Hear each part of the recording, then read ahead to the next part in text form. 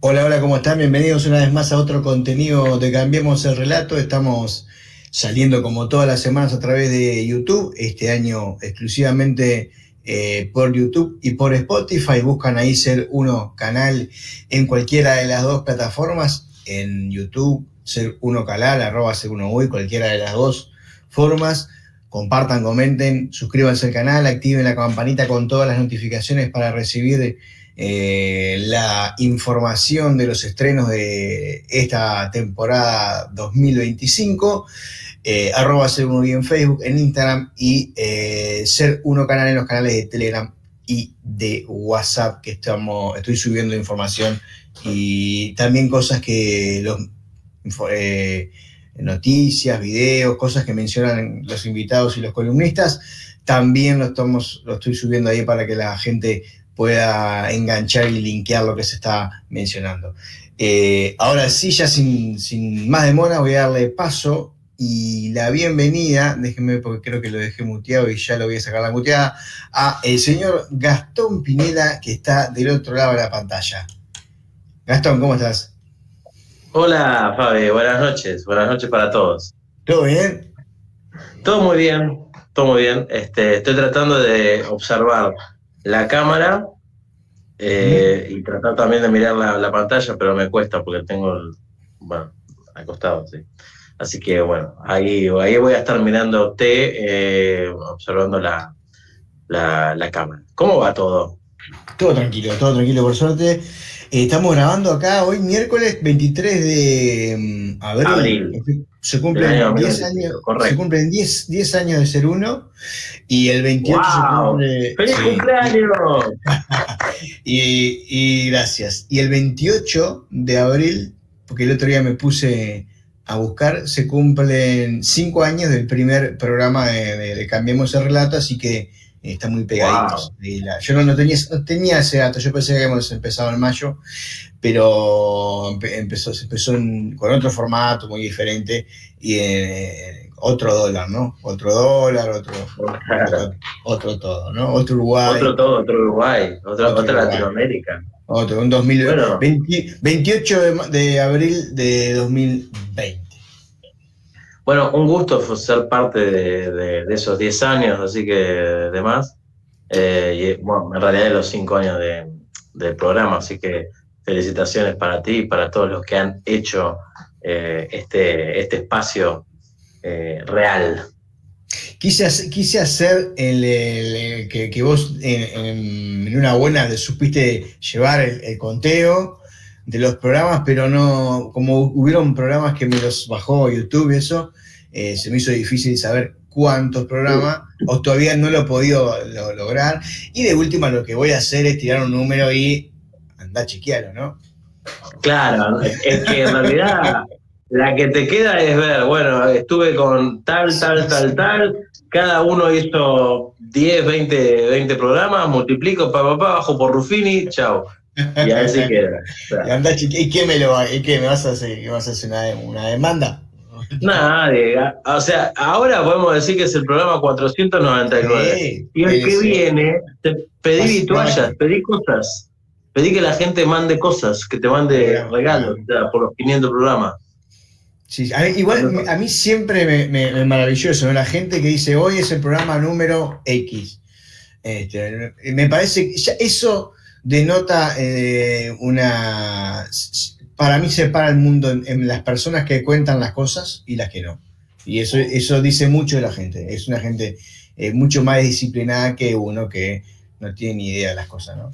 Pero bueno. Bueno, o sea, está frente a una persona o al lado de una persona en este momento, a nivel virtual, que tiene todo, cosas anotadas. O sea, yo le quiero decir a la gente, y sin vergüenza ninguna, bueno, el programa era una buena, la contabilización de los programas iba a cargo de quien te habla, de la primera etapa, después de la nueva generación, bla, bla, bla. Después de mi podcast, gracias por el tiempo, evidentemente está todo contado. Están numerados, episodio Están todos tal, numerados, están señor. todos numerados. Yo sé que esta participación... Para. Ya que mencionaste, gracias por el Tatuajes en el tiempo, cuello. quiero decir que cumplí con mi palabra de lo que dije el programa pasado, que me iba a comprometer a estar al día. Estoy al día, ¿no? Sí. Estoy al día. Está, para que la gente sepa, ¿no? Que estoy al día. Después de meses, estoy al día. Ya se viene igual otro, así que va a estar más fácil porque es uno solo. ¿Qué iba a decir? Bueno, y tengo, que es la parte que quizás me debería dar más vergüenza, pero no me da vergüenza ninguna. Tengo un cuaderno de hojas cuadriculadas, ¿tá? Con la historia escrita a mano por esta mano. Desde el 1 de enero de 1993 hasta la fecha. Estamos hablando de 32 años y medio, más o menos. ¿Tá? Se te trancó. Suspenso de Gastón con lo que ibas a decir. Suspenso total. Ahora sí, te apagó la cámara. ¿Qué pasó? ¿Estás torcido? Sí. Ahora, vamos a dar la vuelta así, vamos a poner así. Bueno, a ver, quiero que la gente me explique cómo puedo hacer yo para que el teléfono no se ponga en negro cuando estoy teniendo este tipo de conversación. Hay una, para que acomode acá, hay una aplicación, hay un botón que dice no apagar pantalla.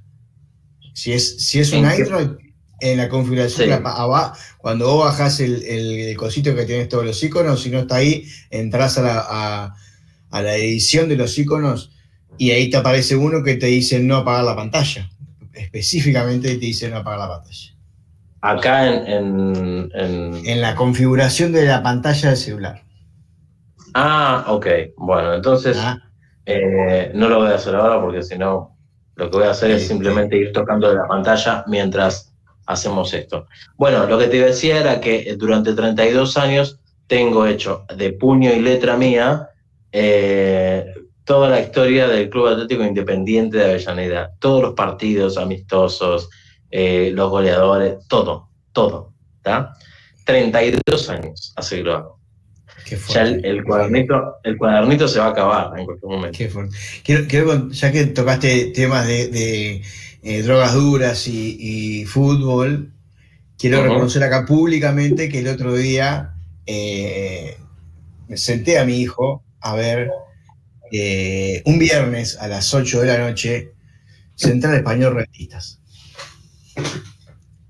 Bueno, mirá. Para que sepas que ya estoy llevando a mi hijo por el camino de esa adicción que es el fútbol de porquería.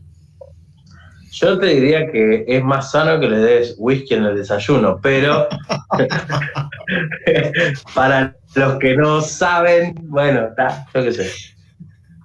A ver, estamos hablando que tu hijo, que Luciano, es un niño que las veces que yo he compartido, a las 8 de la mañana te está tirando una pelota para que vos se la atajes. O sea, vos te levantás de la nada y como de la nada te dice, vamos a jugar al fútbol. Y bueno, o sea, no, me parece que no es tan descabellado. Ahora, que le muestres cualquier verdura en el fútbol, yo creo que vos decís que me pueden sacar la patria potestad. Yo lo iba a decir, pero me parecía como muy fuerte. Sí, me puede ser. Bueno, basta de chácharas. Y atrévate a venir.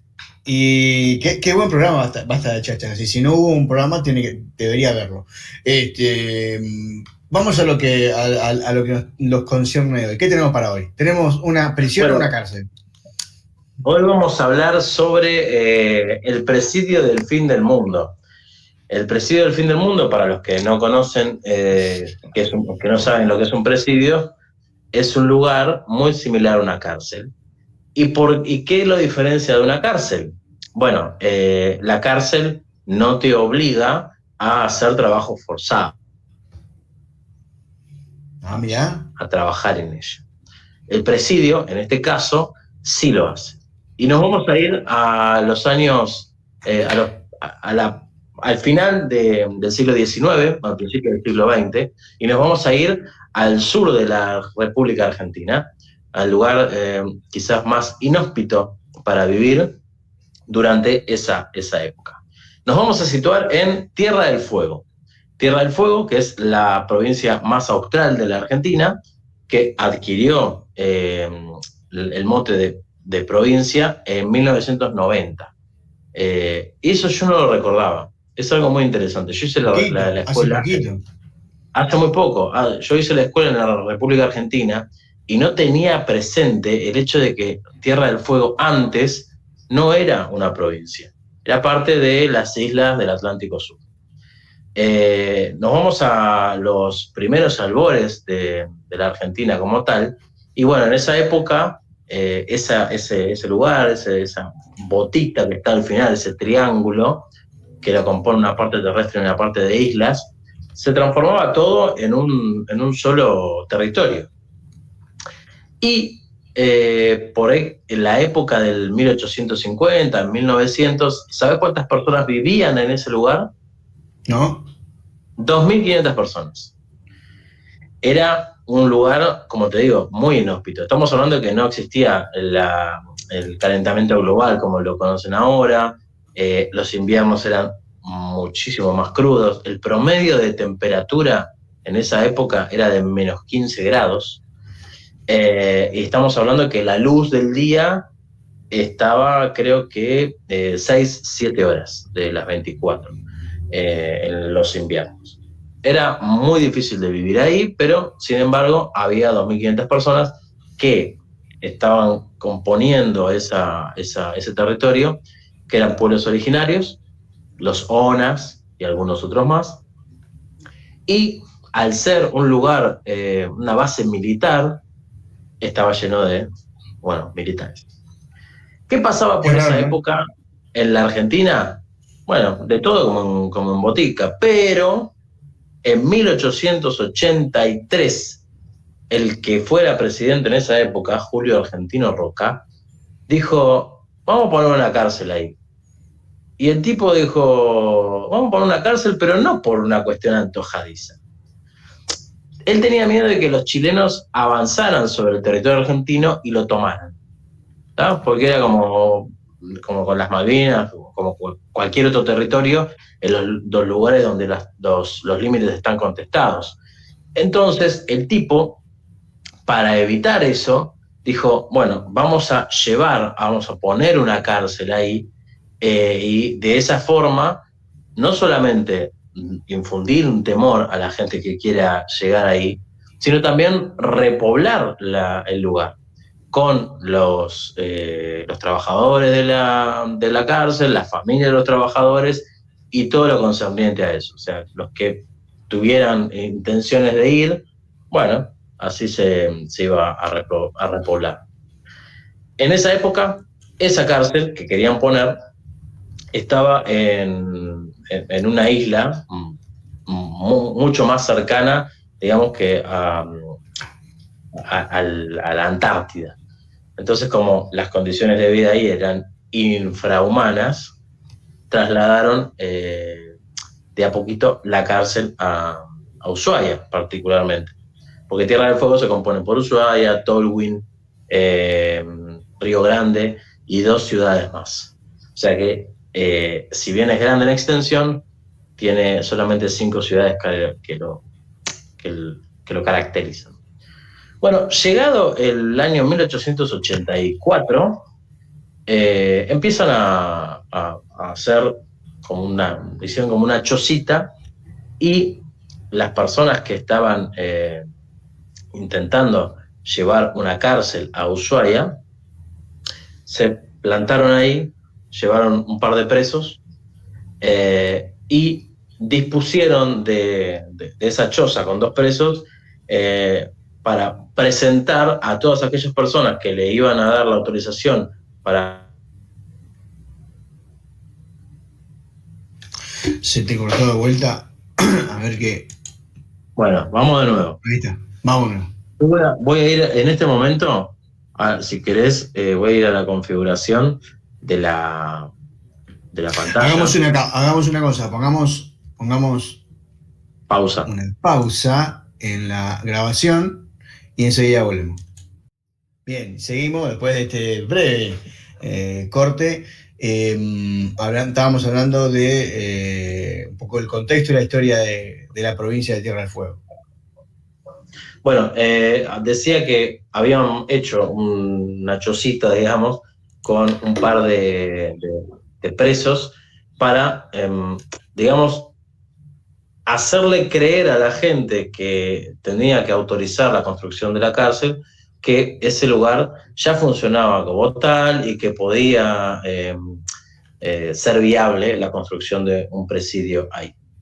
Bueno, se autoriza y a partir del año 1902 empiezan a construir los mismos presos la cárcel. ¿Y cómo la construyen?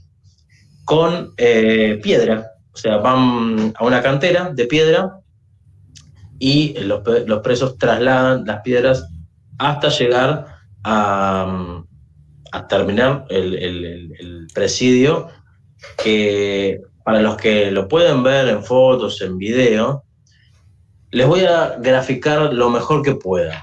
Si ustedes lo ven desde el cielo, es la mitad de una estrella, ¿tá? Que tiene cinco tramos. Tienen el centro, que es un patio, desde donde se puede observar todo. Es una especie de panóptico, tipo de Gran Hermano. Y hacia los laterales aparecen las diferentes áreas donde están las 76 celdas de cada área, de cada bracito. Entonces lo que uno ve desde arriba es como si fuera el semicírculo de un sol, en realidad es el círculo entero, y 5 brazos. Es muy pintoresco verlo desde arriba porque en realidad parece un cielo, un sol. Acá tenemos una imagen, no sé si vos la estás pudiendo ver ahí, de varias imágenes, ¿no? Pero acá es como que fuera un medio sol, por decirlo de alguna manera. Claro, ahí exacto. Ahí está, medio sol. Bueno, estaba pensado precisamente con la idea de hacerlo tipo un Gran Hermano, que las personas que estuvieran en el centro, que funcionaba el patio, pero también donde estaban apostados los guardias, pudieran ver todo sin necesidad de meterse en cada una de las zonas. Bueno, y allí empezaron a vivirse muchas situaciones que llevaron al cierre del presidio. Bueno, como te decía, en 1902 empiezan con la construcción, ahí se ve perfectamente, es una imagen hermosísima acá. Es una imagen hermosa y es horrible a la vez, ¿no? O sea, hoy la luminosidad que te muestra esa foto no tiene nada que ver con lo que se mostraba. Es muy pintoresca, ¿no? Sí, es que además está a 200 metros del agua. Evidentemente, en esa época era un mar helado, como ahora, pero las posibilidades geográficas eran infinitas. La cuestión es que a partir de que empiezan los presos a trabajar en las canteras de piedra y a llevar las piedras para generar la cárcel, o el presidio, mejor dicho, también se empiezan a dar muchas situaciones de problemas de salud de las personas, ¿no? O sea, empezaron a ir los presos, caminaban hasta una cantera, caminaban con grilletes en los pies y además una bola para dificultar aún más su movimiento. Iban a la cantera, picaban la piedra, volvían y seguían construyendo. Estamos hablando que las paredes, si se encuentran ustedes con la posibilidad de ir, son de piedra no revestida. Es decir, lo que van a encontrar es muros de piedra helados, que tienen un aislamiento, lo que puede brindarte una piedra, pero al tiempo se erosiona y como todo, o sea, deja de tener un buen aislamiento. Pero bueno, durante 18 años aproximadamente generaron ese edificio enorme, los presos, y después de eso las personas, las autoridades del presidio dijeron, ¿qué podemos hacer para que los tipos estos sigan haciendo trabajos para nosotros y no se queden las 24 horas del día en el presidio? Entonces lo que hicieron fue pedirles amablemente que salgan a cortar leña para calefaccionar el presidio. Entonces estamos hablando que hacían 25 kilómetros para buscar la leña, 2,5 y 2,5, hasta los márgenes del río Pipo, que está bastante alejado, y con los mismos grilletes, con las mismas bolas, iban y cortaban con sus hachas y traían toda la leña que se podía. Pasaban días enteros afuera. Para muchos era un castigo, ¿no? Porque, bueno, tenían que caminar, tenían que cargar, tenían que hacer mucho esfuerzo. Y para otros lo veían como una bendición, el hecho de poder salir de ese lugar al que la luz del sol le daba nada, o sea, muy poco tiempo al día. Bueno, durante mucho tiempo entonces se hizo por parte de los presos la recolección de la leña. La leña servía para calefaccionar y estamos hablando que cada una de las áreas donde estaban las 76 celdas tenían solamente 2 calefactores. Uno al principio digamos, de la sala y otro casi sobre el final. No había otra forma de calentar, no había otra cosa para calentar, no es que cada uno en su celda pudiera, no sé, prenderse 3 palitos y hacerse un fuego. Así que cuando yo te decía que menos 15 en invierno era el promedio, imagínate los días que no son promedio y que tenían que calefaccionar una habitación que era de 2x2, incluso a veces un poco menos, con una ventanita del tamaño de mi mano, quizás un poquito más grande, por la que había rejas, no había vidrio, por lo que pasaba el frío también, y recordemos que era todo de piedra. Entonces eso se enfriaba y no salía el frío de ahí. O sea, era una heladera literalmente. Entonces los que estaban en las diferentes celdas trataban de hacer buena letra. ¿Por qué? Porque tenían que estar más cerca tenían que estar cerca de los calefactores. O sea que los que estaban en las celdas enfrente de los calefactores eran los que se portaban quizás mejor y los otros, bueno, pasaban penurias en el frío. Dije que había 76 celdas. Evidentemente no siempre estaban todas llenas, pero hubo un momento, allá por mediados de los años 30, que hubo 600 presos.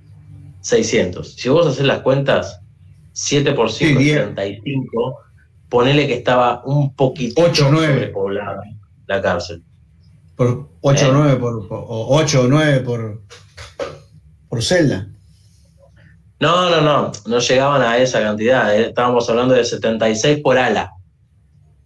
Ah, bien, está.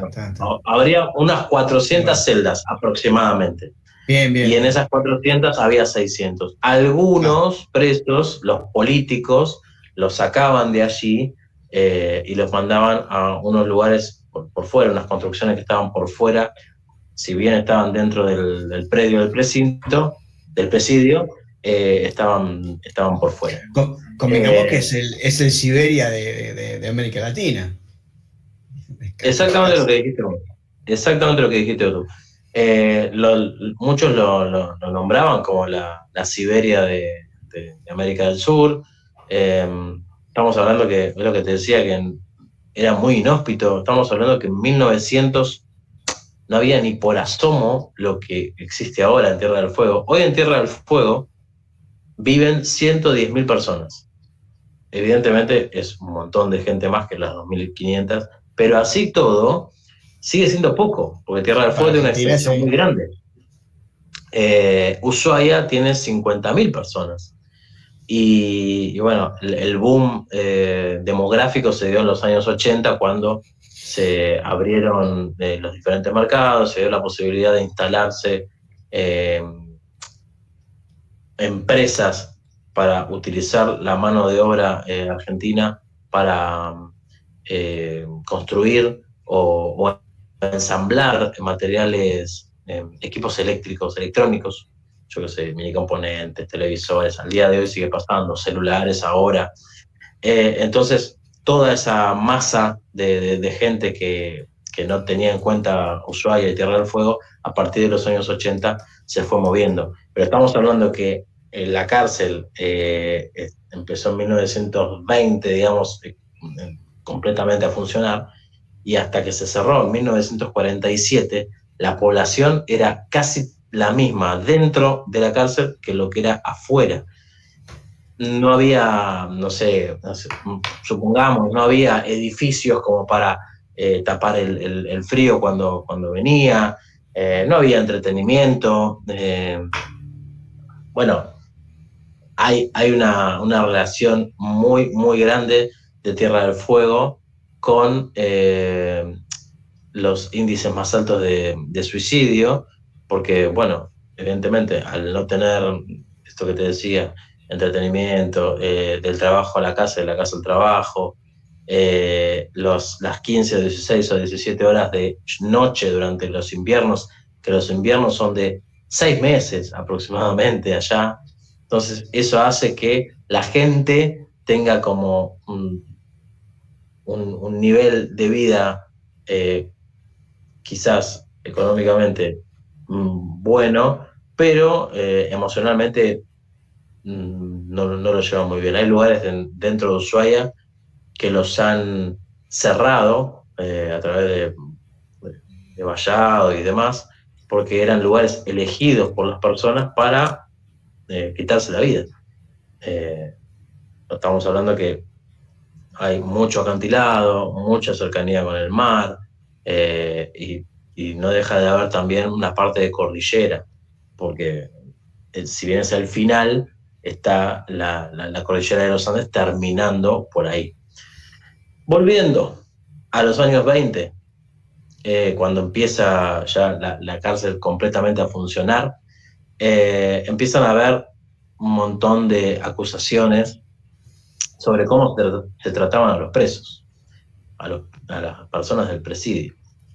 Y bueno, hay como relatos de la época en las que las personas contaban que veían salir del presidio cajones con presos, que bueno, morían algunos por enfermedad, por hipotermia, por demás, y otras porque a los policías se les antojaba cagarlos a piñazos, básicamente. O sea, un poquito la mano.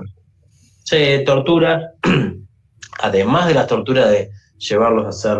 Porque aparte de otra cosa, me imagino que las visitas eran esporádicas de la familiar, entonces era muy difícil, yo qué sé, si vos estás en una cárcel más cercana y más concurrida, ya vos te cagan a piña en la semana, el domingo tu familia te ve que estás golpeado y te hacen algo. Allá anda a ver qué te pasa. No.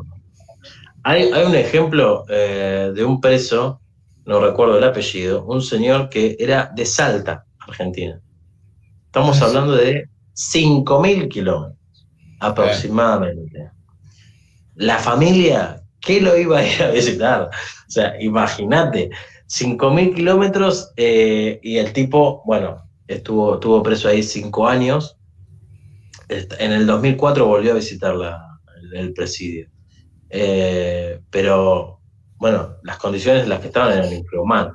Estamos hablando de que no había chance ni de visitas, porque también había algunos presos, o la gran mayoría, que eran presos jorobados, eran presos jodidos. No todos eran presos políticos. Los presos políticos cayeron por los años 30, cuando con sus ideologías molestaban. Entonces, ahí fueron a parar varias personas, que después trascendieron en la historia de la Argentina. Varios diputados, senadores, después algunos poetas, escritores, bueno, un montón de personas que fueron a parar ahí por su manera de pensar. Igualmente, repito, las personas que iban no iban con la intención de que los visitara la familia. O sea, no estaba claro que no. Claro, eso hace que sea más vulnerable el tema de los excesos físicos, ¿no? Porque al no tener nadie que pueda observar lo que está pasando, porque aparte también convengamos que los controles humanitarios y todo eso estaban lejos de crearse ni siquiera, o sea, no había nada en eso. Lo que acá hoy se llama los comisionados de cárceles y todo eso, que supuestamente visitan y dicen que está todo mal, y el otro año van de vuelta y dicen lo mismo, pero digo, por lo menos hoy en día hay, en aquella época ni siquiera había, o sea que imagínense hoy en día, habiendo supuestamente controles humanitarios, hay algunos excesos que se pueden notar, imagínate en aquella época, ¿no? Claro, no, sin duda. O sea, ahí controles no había ninguno. Hablaban sobre las torturas, qué tipo de torturas habían. Por ejemplo, mojarlos a los presos con su ropa y dejarlos mojados. Con el frío que hacía ya era suficiente. Claro, eso es la tortura más, más fácil y más complicada. Después, por ejemplo, ponerlos. ¿Viste cuando te hacen la malteada, cuando te hacen un pasillo y vos tenés que atravesar ese pasillo?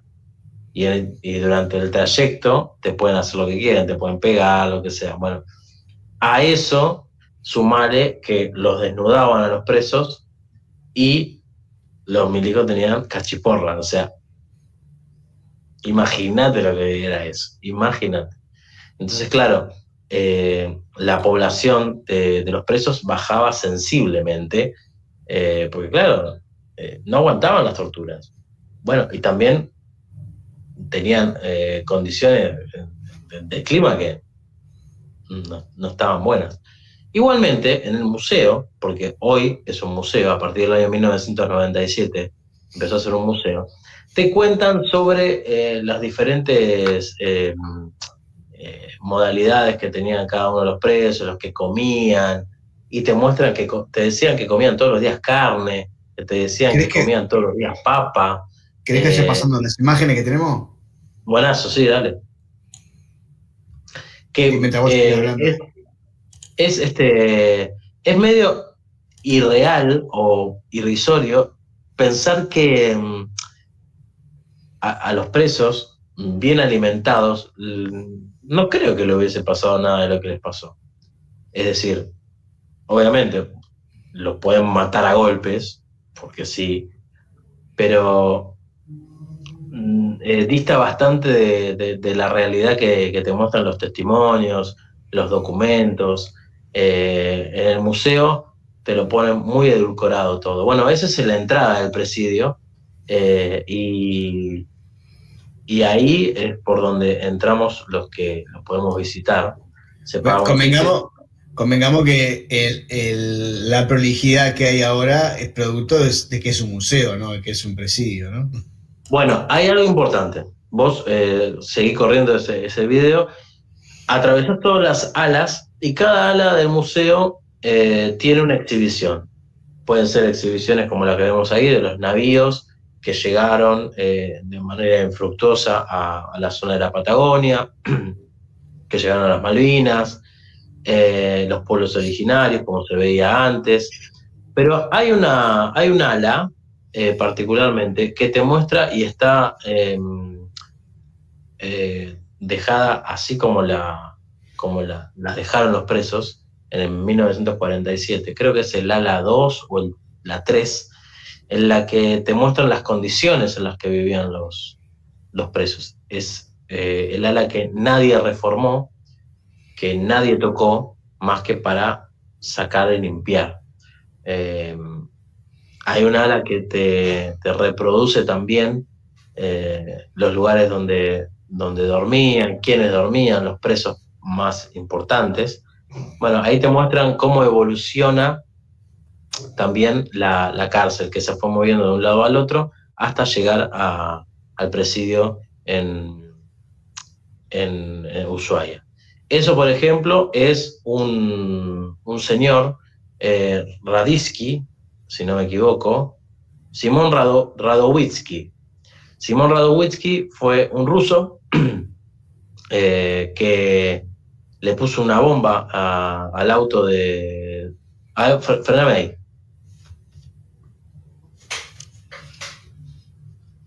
Ahí. Bueno, termino con Radowisky. Radowisky fue un ruso, el que estaba sentado en la primera cama anteriormente, que es ese.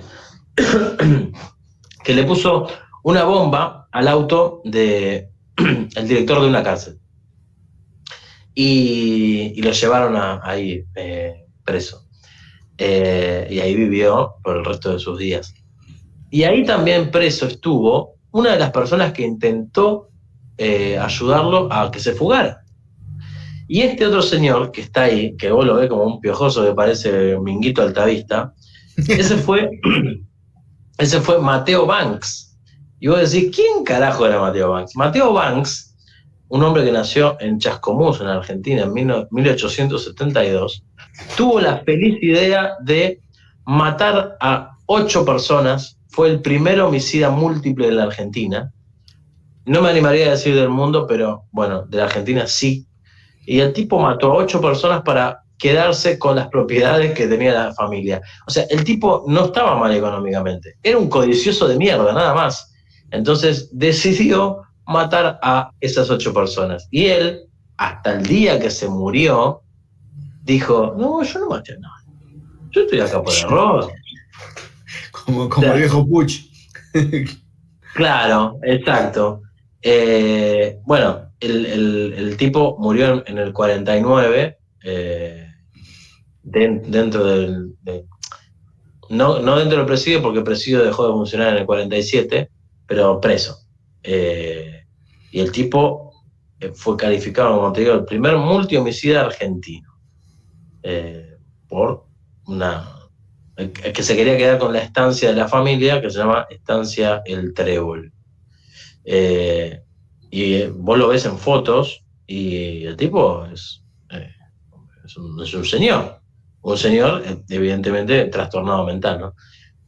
Bueno, ahí seguís viendo lo que tiene más el museo, las diferentes áreas. Y bueno, como te decía, por el año 1947 el general Juan Domingo Perón fue el encargado de cerrar el presidio, diciendo que, bueno, las condiciones en las que estaban viviendo eran infrahumanas, y extrañamente, por los años 60, se volvió a abrir con un contingente de presos.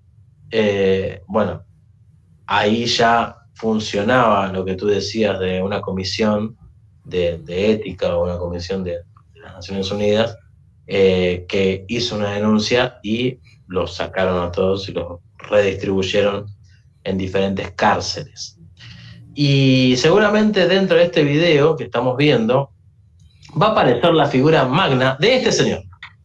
Exactamente, este señor, el petizo orejudo. ¿Qué timing que tenemos?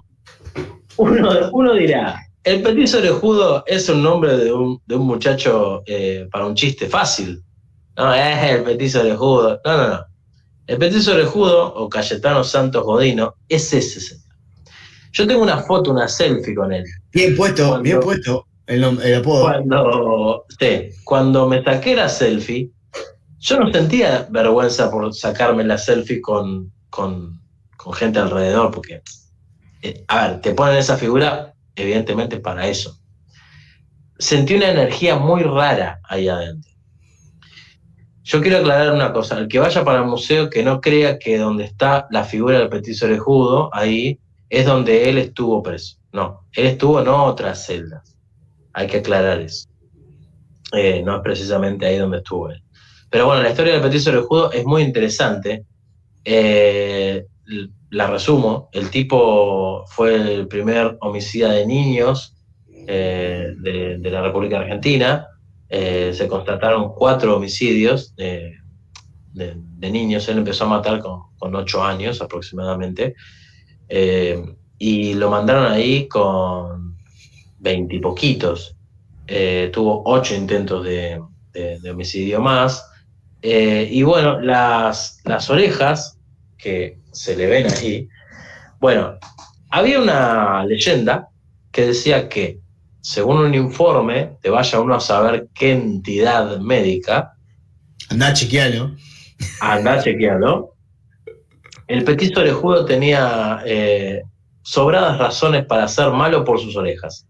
Es decir, que si le cortaban las orejas o si le operaban de alguna manera, iba a dejar de ser malo. Es como Sansón, pero de las orejas.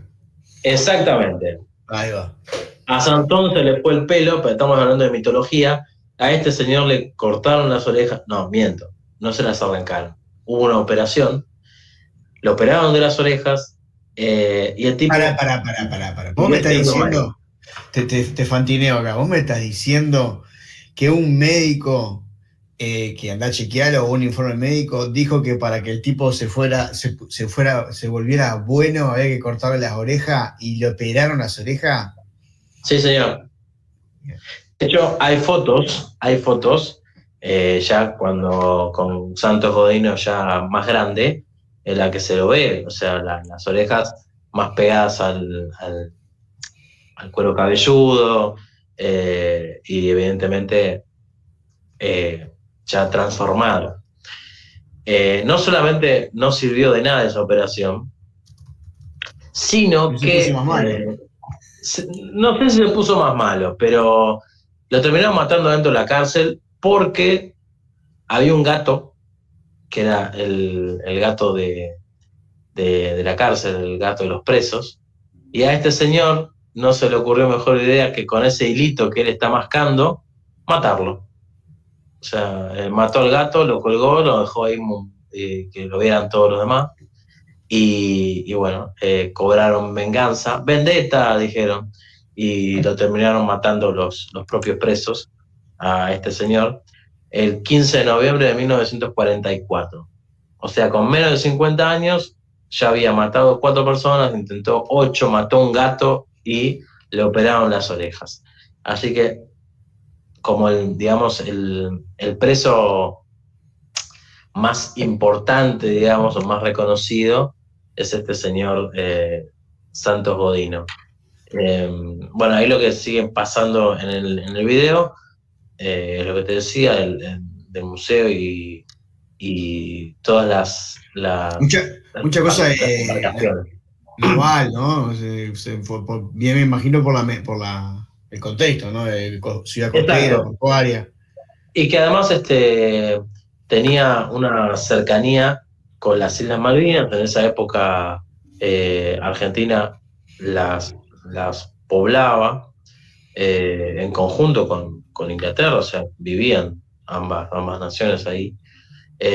Y la llegada de los diferentes buques te muestran las opciones que tenían como para llegar a estos lugares.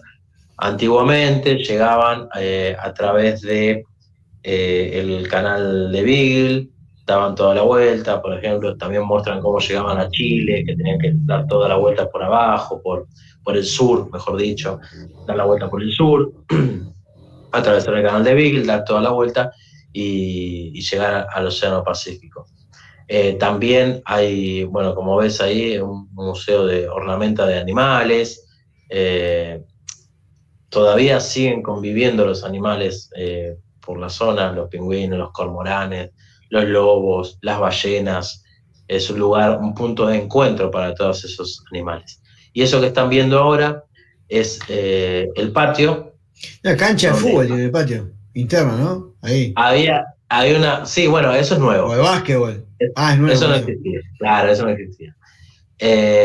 Y bueno, lo que se ve en tamaño real son las figuras de los guardias de seguridad que estaban para observar cada cosa que hacían. Lo que ves ahí, si querés ir para atrás un segundo, ¿esto? Es eso. Ese es el traje o el uniforme de preso, pero hay una cosa para aclarar. Lo que se ve ahí está mal. El traje de preso era negro y amarillo, con los colores de Peñarol. ¿Está? Mirá. ¿Y por qué para hacerlo más comercial, y esto es totalmente cierto, lo pusieron en ese color azulado. Si vos vas a Ushuaia, o a cualquier parte de Tierra del Fuego, pero más precisamente a Ushuaia, absolutamente todo souvenir que vayas a encontrar tiene esos colores. Vos podés encontrar los los vestiditos para niños, para bebés, no me sale ahora el nombre, pero bueno. ¿Uniformitos de preso para bebé? No. Exacto, ropita para los bebés recién nacidos con esos colores en formato de uniforme de preso. Para los presitos. Exacto, remeras, buzos, todo tiene esa trama, la trama a rayas horizontales, amarillo y azul, y con un número de preso también, o sea, la leyenda del presidio del fin del mundo. ¿Qué es un bulineo a los hinchas de Boca? No. No lo sé, podría ser a cualquier hincha, Rosario Central también, puede ser a cualquiera. O sea, eso no se va a saber. No tengo idea el por qué el cambio. El argumento de por qué color. El azul es más vendible. Dinero. Qué raro, nunca había escuchado. Bueno, sí se sabe que el color, pero no, en este caso no. Qué raro. Sí, es raro. Yo realmente no tengo como la certeza de la razón, pero sí es verdad que no eran en ese color, era todo negro y amarillo, y las personas que narraron sus historias, que quedaron registradas en libros y documentales y demás, cuentan que los uniformes para los presos eran en color amarillo y negro. Sí, en esa trama, ¿no? Horizontal y no vertical, como se suele ver en la mayoría de las películas, ¿no? Y, ¿qué te iba a decir? Bueno, terminó en el año 47, Perón dejó de hacer funcionar el presidio. En los años 60, bueno, ahí está. Esta es la parte que está entera, ¿no? Que ese es como... el pabellón tal cual lo dejaron los presos. Por los años 60 le entregaron a las Fuerzas Armadas el presidio, y en el año 1997 se funda el Museo del Presidio. ¿Vale la pena conocerlo? Sí, vale la pena. ¿Es gratis o hay que pagar? Hay que pagar, es mínimo igual lo que hay que pagar, pero hay que pagar. ¿Es privado o es el Estado eso? Es de las Fuerzas Armadas. El Estado. O sea que, sí, no sé, a veces el Estado se subleva y pasan cosas, ¿no? Pero bueno, entiendo que no estamos en esa época. Sí, claro. Y bueno, ahí ves lo que te digo, esa oscuridad que está en un video, aunque haya luz artificial, imagínatela en el diario vivir, ¿no? de los presos. ¿Esa luz artificial era similar a como estaba antes o era menor todavía? No, es que en realidad la luz que había en los pabellones era una luz hecha con mecheros y cosas así, sí, claro, muy, muy tenue. Estamos hablando que en 1915, 1920, la luz eléctrica no sé qué tanto estaría cercana a ese presidio. Capaz que en las ciudades más grandes, pero bueno, por ahí no creo. Sí y convengamos que si había y se rompía la bombita, no la cambiaban, ¿no? Tampoco. No, por supuesto, era como... A ver, lo único que trataban de hacer seguramente si se rompía la bombita era sacarla para que no fuera un arma y no lo utilizaran los propios presidiarios.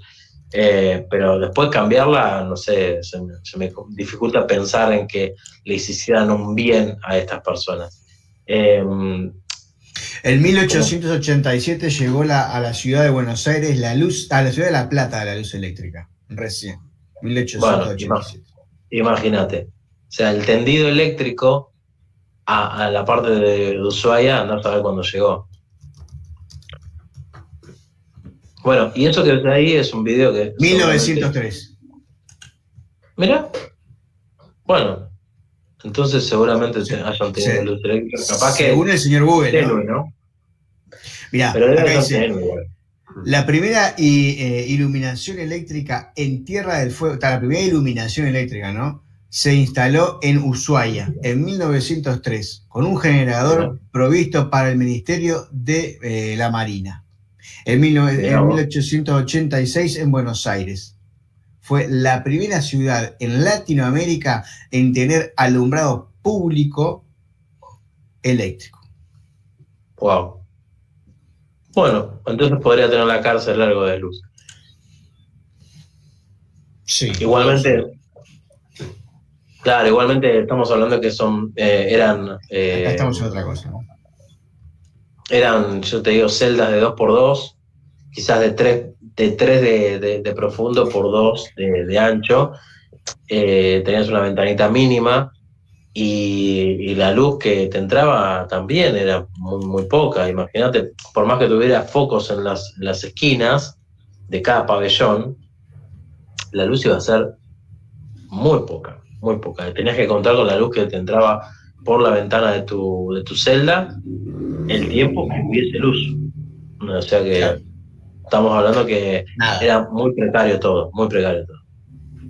Gastón, nos quedan 5 minutitos para que vayas redondeando. No sé si te quedó algo más del Orejudo o del presidio. No, bueno, sí, toda la ciudad de Ushuaia está plagada por arte, obviamente, el arte callejero está muy, muy arraigado, y dentro de ese arte callejero, el petiso orejudo y los presos más importantes del presidio están ahí, están en murales.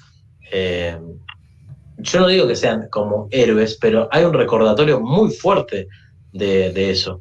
Incluso, yo no sé si está vandalizado, en el cementerio de Ushuaia. A mí me gusta mucho hacer turismo necrológico, y he ido al cementerio de Ushuaia, y ahí hay una lápida en la que está el nombre de Santos Godino, una caricatura, porque no hay una foto, y hay una tumba. Yo no tengo conocimiento si está realmente ahí, o si alguien hizo una broma de mal gusto y sacó la lápida de una persona y puso otra.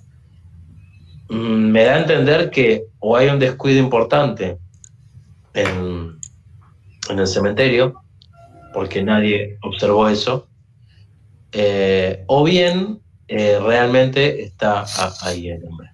Pero bueno, la cultura pop de Ushuaia gira mucho alrededor del presidio. Y si será así, si será importante el presidio, que las obras de edificación de las casas más nuevas, cuando empezó a crecer la población, se hicieron en torno al presidio. Toda la ciudad de Ushuaia, digamos el centro de Ushuaia, desemboca sus calles en el presidio. Así que el que vaya va a tener absolutamente todo bien señaladito, todo marcado, todo fácil de recorrer. Y como dicen que todos los caminos conducen a Roma, en este caso todos los caminos conducen a la historia del petiso orejudo y de tantos otros más en el presidio de Ushuaia, en Tierra del Fuego. Gastón, ¿cómo te sentiste? Impecable. Estoy como con no dolor de garganta, pero es como Estás con la voz tomada. el cambio de estación, no sé, algo me tiene ahí como tosiendo. No me siento mal ni nada, pero estoy como tragando, estoy tomando mucha agua. Ahora el agua se convierte en Coca-Cola, pero bueno, está. Es lo que Pero hay. más allá de esto, Sí. no, más allá de eso, bien. Bien. Gracias por el tiempo. ¿Qué tenemos? Gracias por el tiempo. Próximamente, en estos días, si no es mañana, pasado, lo que sea, quizás. No digamos mañana pasado, porque no sabemos cuándo va a salir este programa. Bueno, entonces, antes del fin de abril, vamos a tener el nuevo episodio con Gastón Vigo Gasparotti, muy recomendable. Quiero que en algún momento hablaremos también de la Fundación Acamasoa. Es para que tú te intereses y entres a verlo. Es una fundación que de la tierra arrasada genera comunidad, genera vida, desde África hasta Latinoamérica. Una obra hermosa, y en los próximos días va a estar subido el episodio con Gastón Vigo. Ya está subido el episodio con Ian Moche, que es un niño autista, que es una bandera para los neurodivergentes, un pibe al que la gente lo escucha, le presta atención, y hay otros episodios nuevos, así que nada, vayan a Gracias por el Tiempo en YouTube o en Spotify, y ahí van a encontrarse con todos los episodios. Denle me gusta, suscríbanse al canal, es hora de empezar a monetizar esto. Gastón, te mando un abrazo, nos vemos en la pantalla dentro de un mes, ¿te parece?